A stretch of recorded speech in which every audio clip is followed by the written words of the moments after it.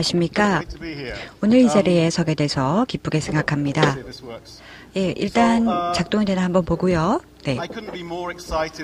정말 오늘 이 자리에 서게 돼서 또 이 디자인이 발전하는 이 모습을 보고 그 어느 때보다도 정말 흥분되고 기대가 됩니다. 디자인은 잠재성이 무궁무진합니다. 무엇보다도 이 잠재성을 우리가 만끽하기 위해서는요, 디자인은 진화를 해야 됩니다.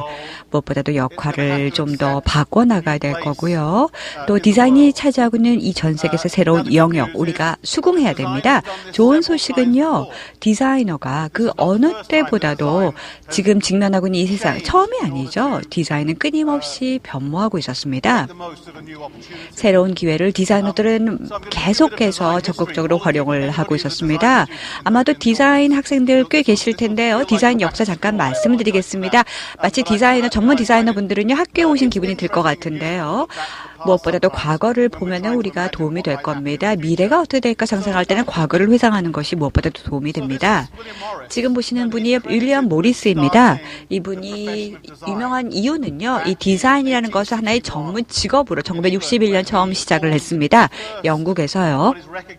처음으로 첫 번째 전문 이 모리스라는 디자인 회사를 만들었습니다. 1961년에 창설을 하셨죠. 이 디자인 회사를 창립했던 이유는요, 무엇보다도 이를 위한 것이죠. 산업혁명에 대응하기 위한 것입니다. 근데 이 윌리엄 모리스가 시도했던 것은요, 무엇보다도 산업혁명을 통해서 바로 이걸 해보고 싶었던 것이죠. 1981년 크리스탈 팰리스 런던에서 개최되었던 이 엑스포를 위한 것이었습니다. 세계 엑스포죠. 세계 엑스포 때요, 수많은 영국에서 물론이고 전 세계에서 제조업 업체들이요, 가장 최신 기술들을 전시를 했었습니다. 새롭게 부흥하고 있는 산업혁명을 위해서 수많은 새로운 최신 기술들을 전시를 했었는데 데요. 모리스가 이걸 보고요, 기가 막혔습니다. 아니, 수천 개의 제품들이 널려 있는데 어떻게 이렇게 퀄리티가 낮지? 이분은요, 진짜 취향 자체도 정말 저급이다, 이렇게 표현하셨습니다. 너무나 단순하고 그냥 다른 것들을 복사한 그런 저급의 제품들이 아니야. 윌리엄 모리스가 이걸 보고요, 이건 정말 너무 말도 안 돼. 뭔가 손을 봐야 되겠다. 그래서 회사를 창립을 했습니다. 이 회사는요, 가구, 그리고 또 섬유, 기타 등등 주로 디자인에 집중을 했었습니다. 무엇보다도 산업혁명에 저항을 하는 또 하나의 물결이면서 또 다른 시도는요, 바로 기능과 그리고 또 미적인 것, 즉 심미적인 것을 합치기 위한 것이죠. 이 두 가지를 통합하기 위해서 회사를 만들었습니다.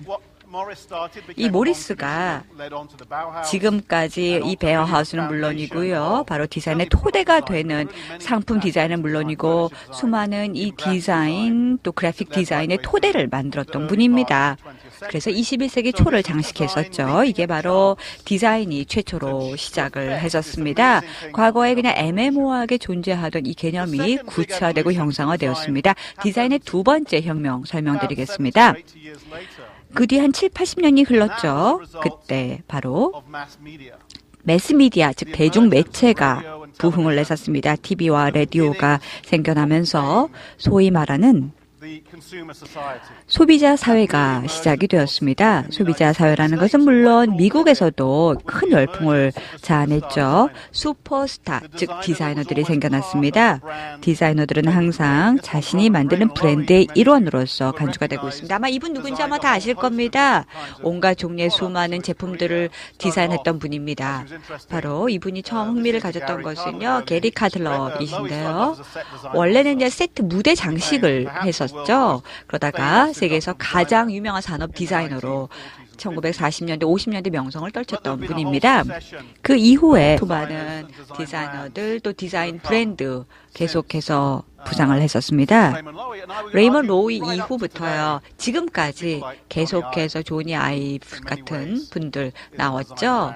디자인 브랜드 그 자체이죠. 이름만 갖고도요.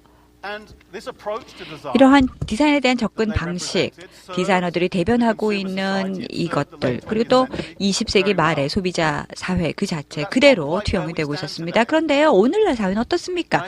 달라졌죠. 또 우리가 목도하고 있는 새로운 이 추이, 이것은요, 단순하게 과거를 우리가 다 떨쳐버리고 버리고 나아가자는 게 아닙니다. 새로운 디자인에 대한 도전이 생겨나고 있습니다. 디자인의 니즈가 새롭게 변모하고 있습니다. 디자인은 계속해서 변모하고 있죠. 우리 눈앞에서 계속 바뀌고 있습니다. 그러면 지금부터요, 한 40분 정도 여러분께 설명드리고 싶은 것은요, 도대체 어떤 변화가 일어나고 있을까? 도대체 이 변화의 물결이 뭐지? 어디에서 이 변화의 원천이 생겨나고 있지? 과연 이 디자인이 뭐지? 어떠한 건지 제가 7가지를 통해서 설명을 드리겠습니다. 변화를 제가 7가지 트랜스포메이션, 즉 7가지 변혁의 요인들이라는 이름 하에 설명을 드리겠습니다. 첫 번째, 이 변혁의 힘, 원천은요, 우리가 살고 있는 세상 어떻습니까? 세상은요, 너무나도 불확실성으로 가득 차 있습니다. 예측 불허의 세상이죠. 과거와는 너무나 달라졌습니다. 도대체 어떻게 세상이 바뀔지 아무도 모릅니다. 지난 수십 년 동안의 경제 성장에 뻔했고요. 또 비교적 우리가 모든 걸 예측할 수가 있었습니다. 뭐 산업이랄까 기업이랄까 경제의 성장, 우리가 뻔히 눈에 불을 보듯이 알 수 있었는데 이제는 아닙니다. 이 수십 년의 확실성 시대가 이제는 불확실성 시대로 바뀌면서요, 수많은 방식으로서 예측 불허 시대로 가고 있습니다. 심지어는 비즈니스 라이프 사이클도 예측 불허입니다. 지금 보시는 숫자는 뭐냐? 데이터인데요. 바로 오늘날 비즈니스의 상황입니다. 45년, 과거의 45년이요. 이제는요, 포춘 500대 기업의 평균 수명입니다. 50년 전 대부분의 기업이 일단 창업을 하고 나면 100년은 수명을 갖고 있었지만요, 이제는 아닙니다. 대부분의 기업들은 45년 이하의 수명을 갖고 결국은 사라질 수밖에 없습니다.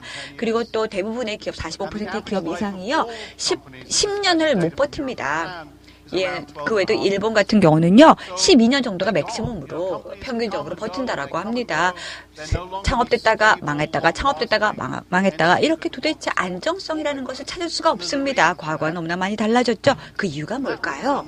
그 이유는요, 무엇보다도 너무나 많은 이 산업 자체가 파괴를 겪고 있습니다. 파멸의 단계를 밟고 있죠. 지금 한번 보세요.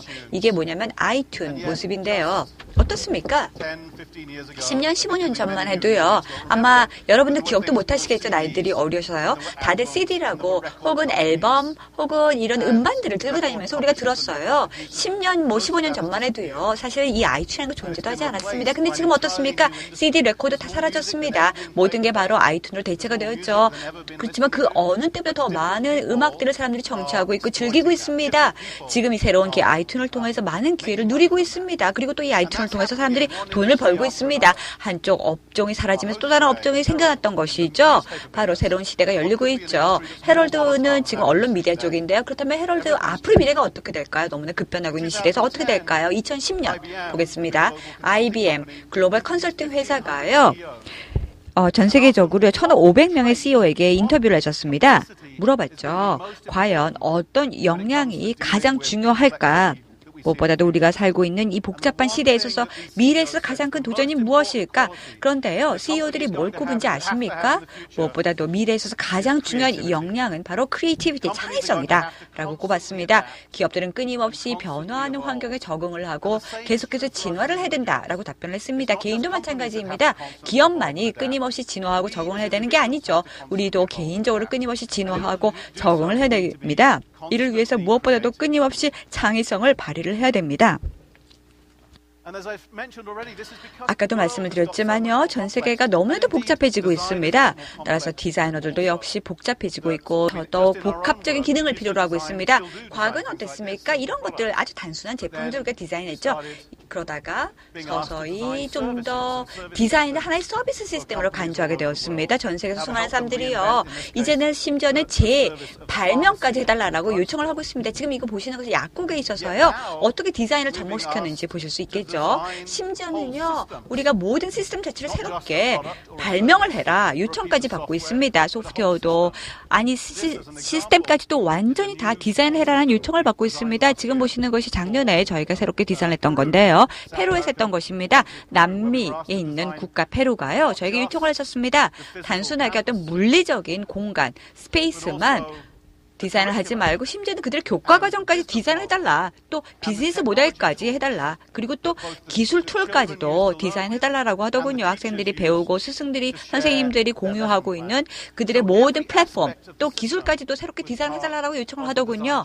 따라서 디자인 도전 과제 끊임없이 점점 더 확대가 되고 있습니다. 제가 디자이너로 교육을 받을 때는요. 이러한 일이 펼쳐질 거라고 상상을 못했습니다. 교육을 받을 때는 제 커리어 동안 단순하게 상품을 디자인할 거라고 생각을 했었죠. 그런데 디자인이 급변하고 있죠. 디자이너 역할도 계속해서 바뀌고 있습니다. 따라서 우리는 이 변화의 물결에 적응을 하기 위해서 우리 스스로 개인적으로 계속해서 진화를 해야 됩니다. 그 의미는 뭘까요? 바로 우리가 디자이너로서 시스템이 있어야 될 거고 좀 더 체계적으로 미래의 활동을 해야 됩니다. 단순하게 편협된 범주에서 생각할 수가 없습니다. 상상을 해야 됩니다. 모든 것들을. 전체 시스템을 다 상상력을 동원해서 생각을 해야 됩니다. 좀 더 협업을 해야 됩니다. 그 어느 때보다도 더 힘을 합쳐서 수많은 것들과 같이 일을 해야 됩니다. 단순하게 혼자서 일하는 것 더 이상 안 됩니다. 제가 보기로는요, 가장 큰 도전 과제 중에 하나는요, 바로 디자이너로 우리가 생각을 할 때 우리 사고의 틀을 바꿔야 됩니다. 글쎄요, 윌리엄 모리스는 저는 잘못이 좀 있다고 생각합니다. 아니, 윌리엄 모리스 이후에 수많은 사람들이 잘못이라고 생각합니다. 왜? 그 이유는요, 우리가 스스로 계속해서 스스로에게 이렇게 말을 하고 있습니다. 아, 우린 디자이너니까 모든 문제점들을 너무 상상하는 거 아니야? 이 모든 것들을 다 조각조각 맞추게 된다면 완벽한 해법이 나올 수 있는데 이렇게 스스로 설득하고 있죠. 물론 이 말은요, 아주 단순한 걸 디자인할 때는 먹혀 들어갑니다. 효과가 있죠. 지금 보세요. 콜럼버스 서커스입니다. 뉴욕에 보면요, 콜럼버스 서클이라는 광장이 있죠. 19세기에 아주 단순하게 이 콜럼버스 서클을 디자인했었습니다. 이 공간을 건축하는 게 아주 쉬웠습니다. 아, 이 공간 어떻게 될지 내가 알아. 아주 쉽게 건축을 하고 디자인을 했었습니다. 그런데요, 그 어떤 디자이너도 더 이상 이렇게 할 수가 없습니다. 보세요. 이 도시가 뉴욕시가 이렇게 될지 누가 알았겠습니까? 이렇게 도시가 복잡하게 발전할지 누가 알았겠습니까? 도시는 끊임없이 진화합니다. 절대로 사전에 계획할 수도 없고 또 미래에 어떤 일이 벌어질지 예측도 못합니다. 따라서 대부분의 디자이너들이 겪고 있는 가장 큰 도전 과제 뭐냐? 바로 이러한 사람 마찬가지 아닐까요? 죄송합니다. 자꾸 제가 역사적인 교훈을 가리키고 있는데 아주 유명한 과학자입니다. 이분은요, 아이작 뉴턴 박사죠. 아이작 뉴턴 과학자 아시죠? 고등학교 때 여러분 물리 다 배우셨죠? 그때 뉴턴이요, 어땠습니까? 바로 이 운동 법칙을 처음 만들었습니다. 이 운동 법칙을 만들면서요, 바로 현재를 이해하면서 미래를 우리가 예측할 수 있다라고 했었습니다. 근데 문제는 뭐죠? 이 뉴턴 박사가 말했던 현재라는 것은 너무나 단순합니다. 뉴턴의 운동의 법칙을 활용을 해서 미래를 예측하는 데는 너무나도 국한적입니다. 그냥 두 가지 요소, 두 가지 것뿐이 예측을 못합니다. 한 물체가 다른 물체를 서로 충돌할 때만 우리가 미래를 예측할 수 있죠. 그 이후 건 안 됩니다. 퍼즐 절대로 우리가 맞추지 못합니다. 뉴턴의 법칙 먹혀 들어가지 않습니다. 더 이상. 그런데요, 우리가 디자이너이기 때문에 뉴턴처럼 생각을 해야 됩니다. 모든 것, 오늘 현재 우리가 살고 있지만 미래를 예측해야 됩니다. 모든 것들을 디자인을 하면서 정확하게 이것이 앞으로 어떤 행동 양태를 미래에 보일지를 예측을 해야 됩니다. 자, 그럼 제가 말씀드린 것처럼요, 우리가 지금 그 도시들에 대해서 생각해 볼 때 그렇죠. 도시가 복잡해지게 되면요, 그런 일들을 성취한다는 게 굉장히 어렵습니다. 그러니까 이렇게 생각해 봐야죠. 굉장히 올해 옛날 분이죠. 옛날 과학자, 영국 과학자 찰스 다윈 같이 생각해 볼 필요가 있습니다. 찰스 다윈이 어떻게 하시는지 그 생물학을 생각해 보시기 바랍니다. 다윈은요, 진화의 법칙을 발견해낸 학자입니다. 그러니까 우리는 디자이너로서 복잡한 문제를 다룰 때 있어서 진화가 가지고 성격들을 생각해 볼 필요가 있습니다. 아래로부터 시작되는 것이 진화입니다. 지속적으로 변화가 나가는 것이 진화입니다. 디자인은 언제든 완결태가 없습니다. 디자인은 것은 계속해서 진화하게 되고 계속해서 변화하게 되어 있습니다. 그리고 굉장히 작은 것들이요, 굉장히 큰 스케일의 변화를 가지고 올 수 있습니다. 그것이 디자인입니다. 제가 생각해 그것이 바로 우리에게 필요로 한 사고입니다. 이렇게 복잡한 세계 속에서 우리가 미래의 디자인을 해나간다는 그런 사고를 요구하고 있다. 그 대신 코드에 대해서 생각해 보죠. 디자인, 미래에 대한 디자인이라는 것은요, 청사진이 아니고요, 디자인을 어떻게 코드로서 해나갈 것인가라고 생각합니다. 제네틱 코드라든가 유전학적인 코드라든가 내지는 인간의 행동과 관련된 코드라든가 코드에는 여러 가지가 있겠죠. 하지만 코드는요, 복잡한 것들에 대해 복합적인 것들에 대해서 디자인할 데 있어서 굉장히 도움을 받을 수 있을 만한 도구가 될 것이라고 생각합니다. 자, 이러한 정말 멋진 새 철새가 이동하는 것을 보실까요? 이러한 철새 이동을 보면서 굉장히 큰 감성이 표출될 것입니다. 이렇게 큰 감성이 표출되는 경우는요, 누가 디자인을 했거나 누가 이러한 철새 움직임, 이런 군무와 같은 것을 설계했기 때문이죠. 새들이 가지고 있는 코드가 있는 것입니다. 얼마나 서로 가까이 비행을 할 것인가라는 것이 코드화되어 있기 때문입니다. 그렇기 때문에 이런 복합적인 행동이 나오게 되는 거죠. 코드라고 하는 아이들을 가지고요, 우리가 기술에 대해서 어떻게 생각할 것인가 접근시켜 볼 수 있습니다. 자, 로봇이죠. 이 로봇 같은 경우는 컨트롤하는 것이 아닙니다. 혼자 플라이하고 있는 것이죠. 새와 마찬가지의 코드를 가지고요, 서로 어떻게 연계 속에서 움직일 것인가를 결정합니다. 즉 서로에 대한 상대성 속에서 움직이고 있는 것입니다. 이게 어떤 계획이 아니고요, 코드에 의해서 움직이고 있습니다. 그러니까 코드로 디자인한다라고 하는 것이요, 우리가 기술에 대해서 접근하는 데 있어서 나타나고 있다고 생각합니다. 하지만 이런 것들이 또 우리가 디자인을 서비스를 어떻게 디자인할 것인가도 연결되어 있다고 생각합니다. 샌프란시스코에는 작은 매장인데요. 바이라이트라고 하는 매장입니다. 사실 이제 유명한 매장인데요. 세계에서 가장 유소의 소매 산업, 유통산업을 하고 있는 기업들이요. 이 바이라이트 매주 방문하고 있습니다. 타겟이라든가 굉장히 큰 대기업으로서요, 유통업에 종사하고 있는 기업들이 이 바이라이트 방문한다고 해요. 왜 그럴까요? 이 작은 기업은요, 서비스 굉장히 유명하기 때문입니다. 굉장히 훌륭한 리테일 경험을 만들어내는 기업입니다. 그리고 굉장히 대중적인 인기를 누리고 있죠. 행동과 관련된 굉장히 단순한 규칙을 가지고 있어 이거를 적용하고 있습니다. 굉장히 단순한 규칙 무엇일까요? 바이라이트의 직원이라면 누가 내 앞에 굉장히 가까이 다가온다고 했을 때는 반드시 눈을 보고 이야기하도록 되어 있습니다. 눈을 맞춘다고 했을 때는요, 질문을 받을 가능성이 훨씬 높은 거죠. 그러니까 직원인 손님이 앞에 다가가게 오기 때문에 쳐다보아야 됩니다. 눈을 맞추고 있어야 됩니다. 그 사람들의 행동과 관련되어 있는 원칙이 있는 것입니다. 디자인을 작은 디자인을 해서요, 전반적인 경험에서 큰 영향을 미칠 수 있습니다. 이런 것들이 굉장히 중요해지겠죠. 건축에서도 이 같은 경향이 나타나고 있습니다. 이제 과거에는요, 좌변 보실까요? 도시계획은 이렇게 했습니다. 누군가 레이아웃을 하는 거죠. 도로도 놓고 건물도 세우고, 그렇게 되면은 도시가 만들어지고 영원히 이 도시는 살아갈 것처럼 그래서 버틸 것처럼 보입니다. 이게 잘 안 된다는 것을 우리가 알게 되었습니다. 대신 어떻게 하게 됐을까요? 사람들이 도시를 설계하고 지금 도시 일부를 설계하는 거 독자적으로 해나가기 시작했습니다. 지금 포틀랜드에 있는 교차로인데요. 오레곤주 포틀랜드시에 있는 교차로인데요. 이 플레이스 메이킹 무브먼트라는 것이 여기서 나타나고 있습니다. 여기서 이 교차로를 가지고요, 부분 가져다가 공동체에서 도움을 줄 수 있는 방식을 만들었습니다.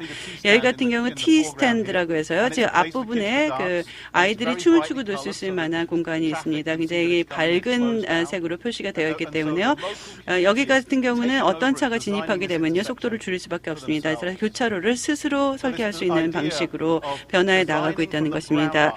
디자인을 상향식으로 전개하는 경우가 점점 더 중요해지고 있습니다. 하향식보다 상향식 접근이 중요해지고 있습니다. 자, 그렇다면 이 같은 창발적인 혁신적인 방식으로 디자인하기 위해서는요, 모든 사람이 디자인하도록 한다는 것까지 이제는 더 이상 충분하지 않습니다. 엘리트만을 위한 디자인의 시기, 소수만을 위한 디자인의 시기는 더 이상 아닌 것입니다. 이제는 그 대신 디자인적인 사고의 툴을요, 더 많은 사람들에게 사용 가능할 수 있도록 하기 위해서 고민을 하고 있습니다. 우리 전문가로서 디자이너만이 디자인하는 것이 아니라 일반인들도 디자인을 하고 일반인들 자신들이 디자인할 수 있다는 능력에 대해서 자신감을 가질 수 있도록 할 것인가. 툴킷을 만들기 시작했습니다. 교육자들을 위한 교육을 위한 툴이 있습니다. 교실에서 디자인적 사고를 할 수 있도록 하고요. 좀 더 나은 커리큘럼을 만들고 좀 더 나은 아동들을 위한 교육 프로그램들을 만들고 경험들을 개선할 수 있도록 하게 한 툴입니다. 온라인 강좌를 저희가 시작했는데요. 저희가 비영리 단체가 있습니다. IDO가요. 비영리적인 성격을 가지고 있는 조직이 있습니다. 인간 중심의 사회 기업인들을 위한 디자인 교육이 있습니다. 지금 이 온라인 팀 코스에 대해서 5주간 5,000명 정도씩 강의를 듣고 있습니다. 그러니까 어떻게 디자인을 가르칠 것인가에 대해서 고민을 하고 있습니다. 데이비드 켈리 씨가요, 아이디어의 공동 창업자 중 하나인데요. 바로 최근 들어서 다음 주가 될 것입니다. 정확하게 말씀드리면요. Creative Confidence, 창조적 자신감이라고 하는 책을 출간하게 됩니다. 창조적 자신감, Creative Confidence라고 하는 것은요, 우리에게 있어서 디자이너가 어떻게 될 수 있도록 할 수 있을 만한 것인가, 근거를 마련하는 것입니다. 우리가 모두 창의적인 재능을 가지고 있습니다만 이 창의적인 재능을 자신감을 가지고 있어야만 유용하게 사용할 수 있다는 것입니다. 지금 비즈니스에 종사하는 분들 같은 경우는 각계각층에서요 창의력과 관련된 도전 과제들을 느낀다고 합니다. 그런데 창의적인 자신감을 가지고 있지 않으면 이 문제 해결하기 어렵다는 것이죠. 더그 디즈라고 하는 분이 있습니다. 이분인데요. GE에서의 한 디비전을 이끌고 있습니다. 그래서 병원용 대형 스캐너를 만드는 부서를 이끌고 있는데요. 어느 날 병원을 직접 방문을 했는데요. 어떤 어린 여아가 스캔을 받아야 되는데요. 굉장히 어린 아이였다 생각합니다. 그런데 스캔을 받는 것이 굉장히 불편했다고 하는 것입니다. 그래서 스캔을 촬영하기 이전에요. 계속 울고 있었다는 것이죠. 그래서 이 기술자에게 물어봤다고 합니다. 어린 아이들이 보통 이런가요? 그랬더니 그 기술자가 했던 기술력이 했더니요. 어린 아이들 스캐닝을 하려면요. 수면제를 처방해야 되는 경우도 많다. 마취를 해야 되는 경우도 많다라고 얘기하는 것입니다. 일단 재활 사진을 찍을 수 있다는 것이죠. 사람들의 삶의 경험을 개선하는 것이 자신의 목표인데요. 자신이 삶의 질을 개선하기 위해서 만든 이 기계가 어린아이에겐 공포를 일으키기 때문에 어린아이가 수면제를 처방을 받아야지만 결국 촬영할 수 있다는 것이 참 슬픈 일이었다는 거죠. 그래서 스탠포드에 있는 어떤 연구자에게 스탠포드 D스쿨, 디자인 스쿨 쪽에서요. 디자인 부트캠프 가보라고 이제 직원을 보냈다고 합니다. 그래서 이 직원을 더글라스 씨를 보냈더니요. 크리에이티브한 챌린지가 무엇인지, 디자인적인 사고를 하는 데서 어려움이 무엇인지 알 수 있다고 합니다. 그래서 어떻게 개선할 수 있을 것인가 고민을 했고요. 이렇게 만들었다고 합니다. CT 스캐너를 어떤 모험의 공간으로 만든 것이죠. 그래서 지금 이거 같은 경우는요, 해적선 경험과 같은 것이라고 보시면 됩니다. 이제 기술자들과 그리고 또 병원에서 방송하는 기사라든가 간호사들이요, 지금 이 스캐너 촬영하는 것은 이 어린이에게 있어서는요, 해적선에 들어가는 것 같다고 했습니다. 그래서 보물 찾기를 하면 된다라고 얘기했던 것이죠. 그래서 굉장히 두려운 의학적인 경험이 아니라 어린이들은 해적선에서의 보물을 찾는 그런 신나는 경험을 할 수 있게 됐다는 것입니다. 그래서 더글라스 씨가요, 이 스캐너 앞에 서 있는 어린아이를 보면서요, 아마도 내일 와서 다시 해도 좋겠다라고 얘기했을 정도라고 얘기하는 큰 변화가 일어났다고 하는 것입니다. 그래서 디자인과 관련된 툴 그리고 또 디자인적 사고를 모든 사람들에게 전달할 수 있다면요, 사람들이 자신감을 가지고 이 같은 해법을 찾을 수 있다고 합니다. 그렇게 되면 우리가 앞으로 어떻게 세계를 바꿔나갈 수 있게 될까요? 어떤 정도까지 바꿀 수 있을지 잘 모른다는 그 정도로 가능성이 많습니다. 크리스 앤더슨 씨가 이렇게 말했죠. 모든 사람들이 이제 디자이너니까 이제는 모두가 디자인 잘할 수 있도록 할 때가 되었다라고 얘기했습니다. 우리가 디자인 전문직으로서요, 우리가 멋진 것들을 디자인하는 것도 중요하겠죠. 그래서 우리가 위대한 제품, 위대한 서비스를 창출하는 것도 중요하겠지만 교육도 중요합니다. 가능한 한 많은 일반인들을 가르쳐야 됩니다. 그래서 일반인들이 문제를 스스로 해결하는 데 필요한 자신감을 배양할 수 있도록 가르쳐야 합니다. 저는 이것이 가능하다고 믿습니다. 이렇게 하는 과정에서요, 우리가 정말 멋진 일들을 일으킬 수 있다고 생각합니다. 그리고 이러한 멋진 일들이 실제 일어나고 있다고 믿습니다. 디자인 혁신, 기업가 정신, 이런 것은요, 굉장히 중앙 집중적인 통제되어 있는 환경, 모든 것이 배분되던 환경에서 변화하고 있다는 것입니다. 이 같은 디스트리뷰션 네트워크, 피어 네트워크가 이제 있기 때문에요, 이제 디자이너들이 이를 사용하고 있습니다. 이 디자이너가 굉장히 잘 썼다고 생각하는데, 스티븐 존슨의 책을 추천합니다. 피어 네트워크가 어떻게 모든 우리 사회가 가지고 있는 여러 가지 측면들을 해방시켰는지에 대해서 기술하고 있습니다. 얼마나 흥미로운 것들이 많이 생겼는지를 보여주고 있습니다. 이 피어 네트워크가 있기 때문에 그 전에 네트워크를 보실까요? 좌변에 있는 네트워크가 바로 우리가 모든 것을 했던요, 중앙에서 통제를 하는 중앙 통제식의 네트워크입니다. 중앙에 통제점이 있습니다. 그래서 CEO가 통제할 수도 있고요, 대기업의 CEO가 통제할 수 있고요. 지금 여기서 보시는 것처럼 프랑스 철도 시스템입니다. 모든 철도 주요는 종착역이 파리입니다. 파리를 거쳐갈 수밖에 없습니다. 더 이상 이렇게 흥미로운 방식은 아니죠. 이제 볼 수 있는 네트워크 같은 경우 오른쪽에서 볼 수 있는 네트워크입니다. 오른쪽의 네트워크 같은 경우는 모든 것들이 다른 것들을 연결이 되어 있습니다. 그렇게 되면서 새로운 혁신들로 다 연결이 될 수 있다고 생각하고요. 특히 이 영역에 있어서 쉐어드 이코노미, 공유 경제에 있어서 굉장히 중요한 의미가 있습니다. 이 사람들이 이제 서로를 위해서 서비스를 만들어 나가는 거죠. 그 기업에 의존하는 것이 서로를 위해서 서로가 그 서비스를 만드는 것입니다. 예를 들어 윕카라고 하는 자동차를 공유하는 프로그램입니다. 만약에 그 이웃 주민이 동의만 한다면요, 이웃 주민의 차를 그 빌릴 수 있는 것입니다. 그렇게 되면요, 비즈니스 영역에 치고 들어오는 면들이 많습니다. 하지만 이런 것들이 굉장히 디자인 관련 근육이 많다라는 점 강조하고요. 자, 이제는 우리가 디자인 툴을 등장을 이제 목격하고 있는데 모든 사람들이 창의적인 활동에 종사할 만한 툴이 나오고 있습니다. 핀트러스트가 대표적입니다. 핀트러스트라는 툴을 통해서 우리는 스스로에게 동기부여를 할 수 있고요. 인스피레이션, 영감을 얻을 수 있도록 하고 있고 남들에게 영감을 줄 수 있습니다. 그전에는 디자이너들만 했던 영감을 주고받는 일이 모든 일반인들에게 가능하게 됐습니다. 퀵스타터는 더 강력하다고 생각하는데요. 그 외에도 크라우드 펀딩 사이트들이 있죠. 이제 그 창의력이 있는 사람들이 적절하게 그 자본에 대한 접근권을 가지고요. 그 자본의 투자를 받아가지고 그 벤처 캐피탈인지 은행이라든지 이런 형태를 통해서 펀딩할 수 있도록 것입니다. 아이디어 같은 경우는요, 연초에 디자인 론치되어 있는 새로운 리스트워치와 관련돼서 $100만 가의 그 레이징 펀딩이 됐었습니다. 그 전까지만 해도 굉장히 어려웠던 것을 이제 할 수 있게 됐습니다. 엑시를 보실까요? 엑시 같은 경우 굉장히 그 폭발적으로 성장하고 있는 사이트입니다. 그래서 이 사이트에서는요, 세계 어디서든지 세계 어느 국가로도 시장으로까지 진출이 가능한 것입니다. 분권화된 네트워크를 사용하고 있고 창의력을 그 발휘시켜 주기 때문에 가능한 것입니다. 그래서 일라리오와 같은 경우 저희가 현재 그 공동작업을 하고 있습니다. 오픈 엘라리오라고 하는 것을 현재 진행하고 있는데요. 여기서는요, 세계 어디서든지요, 사회혁신 도전 과제에 대해서 응전할 수 있도록 하고 있습니다. 현재 15,000명 이상의 디자이너들이 이러한 사회적인 도전 과제들을 해결하기 위해서 세계 각국으로부터 참여하고 있습니다. 아이디어는요, 한 600명 정도 되는 조직입니다. 그런데 이제는 그러니까 15,000명 정도가 디자인 챌린지에 함께 할 수 있는 것입니다. 네트워크가 있기 때문이죠. 굉장히 강력한 아이디어를 담고 있습니다. 그리고 또 가장 최근 도전과제 설명드리겠습니다. 무엇보다도 자신감을 좀 더 강화시킬 수 있는 것이죠. 혹시라도 새로운 아이디어가 있다라고 하면 여기 오픈아이디어.com에 들어오셔서 여러분의 의견을 피력해 주시기 바랍니다. 전 세계 모든 국가들이요, 지금 보시는 것은요, 바로 중국이 온라인을 시작하기 전 거인데요. 최근 들어서 중국의 디자이너까지도 이 오픈아이디어.com에 많은 아이디어를 제시해주고 있습니다. 이 네트워크 역시 우리가 살고 있는 세상 바꾸고 있습니다. 새로운 기술도 계속해서 등장하고 있습니다. 제조 자체가요, 이제는 파괴되고 있습니다. 이 피어 네트워크 때문에요.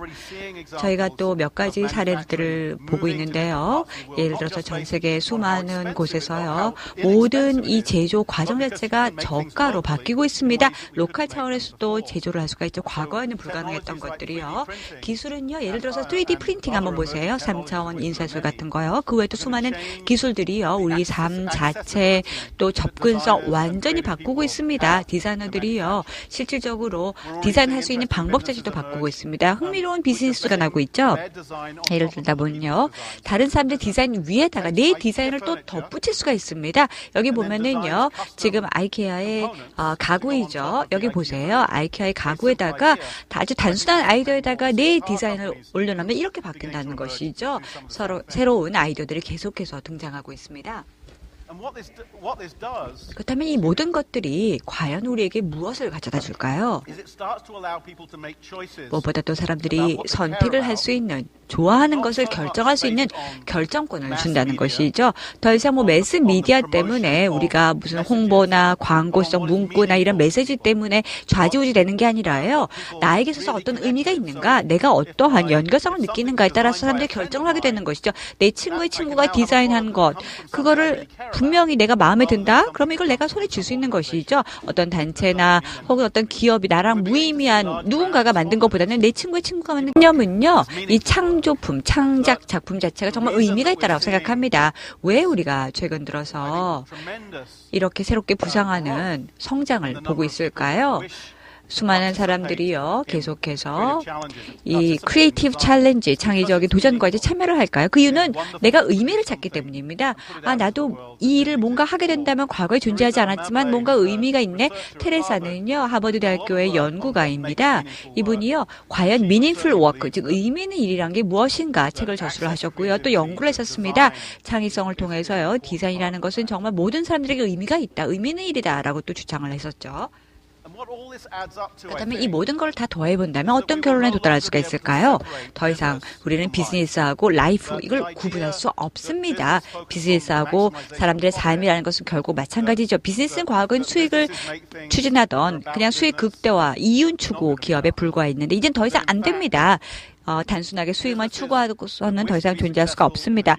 만약 미래에 성공을 하고 싶다, 또 디자이너들도 뭔가 성공하는 기업에 기여를 하고 싶다라고 한다면 반드시 서로 통합을 해야 됩니다. 비즈니스와 라이프를 서로 다른 방법을 통해서 통합시켜서 하나로 만들어야 됩니다. 그 방법 중에 하나가 바로 비즈니스인들이 미국에서 만든 그 아이디어죠. 존 맥키 같은 경우는요, 홀푸드를 창업했던 창업자인데요. 바로 의식인의 자본주의를 추구했던 분이죠. 비즈니스라는 것은 하나의 디자인으로서 모든 사람들의 심리적인 니즈를 충족해야 될 거고 모든 사람들을 위해서 존재를 해야 된다라고 말하셨습니다. 바로 이것은 아시아식 접근 방식 아닐까요? 아시아에서는 보통 비즈니스의 접근 방식 자체가요, 각 개개인들을 충족하기 위해서 존재하는 어떤 깨어있는 의식 있는 자본주의라고 하고 있죠. 마찬가지로 서구 사회는 지금까지 존재하지 않았던 개념들이 나타나고 있습니다. 깨어있는 자본주의가요.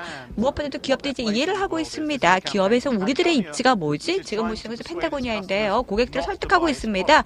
우리들의 제품을 사지 말라라고 설득합니다. 너무 재밌지 않습니까? 어떻게 회사가 이렇게 말을 할 수가 있을까요?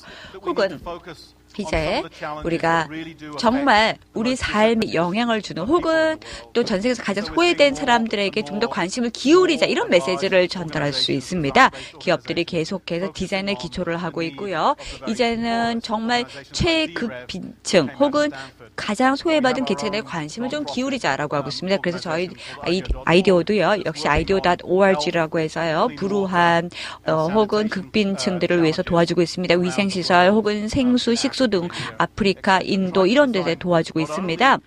단순하게 신제품을 제공하는 것 말고 완전히 새로운 시스템을 제공합니다.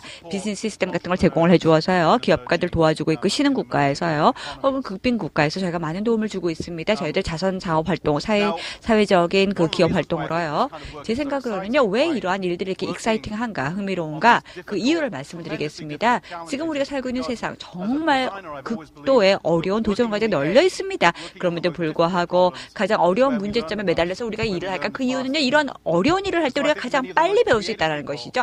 가장 창의성이 탁월한 사람들이 어디 가는지 아십니까? 가장 어려운 도전 과제에 뛰어듭니다. 이를 통해서 배울 수 있습니다. 가장 어려운 도전 과제에 뛰어들어서 이 문제를 해결한다면 세상에 대해서 배우게 되고, 또 새로운 해법을 통해서 많은 교훈을 뵙기 때문이죠. 그 영향을 받고요, 이를 통해서 많은 혜택을 받습니다. 마찬가지입니다. 이게 바로 창의적인 사람들이 하는 일들이고요. 또 우리도 해야 됩니다. 그럼 요약을 해서 말씀을 드리겠습니다. 제가 드릴 수 있는 말씀은요, 이게 하나의 어떤 폭포 같은 역할, 캐스케이드 역할을 하는 걸까?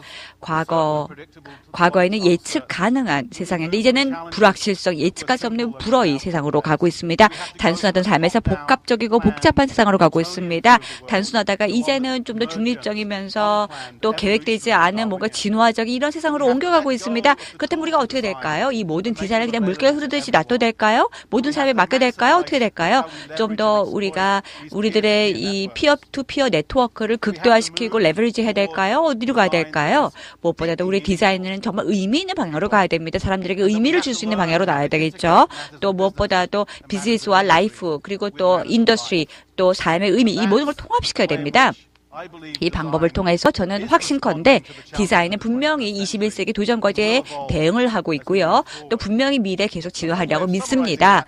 여기서 요약할 수 있는 것은요, 폴 사퍼는 제 친구가 했던 말 제가 인용해서 말씀드리겠습니다. 미래학자인데요. 이분은 19세기라는 것은 산업화된 경제다, 이렇게 요약을 했죠. 여기서 바로 산업화가 시작이 됐었습니다. 20세기는 무엇보다도 소비자 경제 시대다라고 했습니다.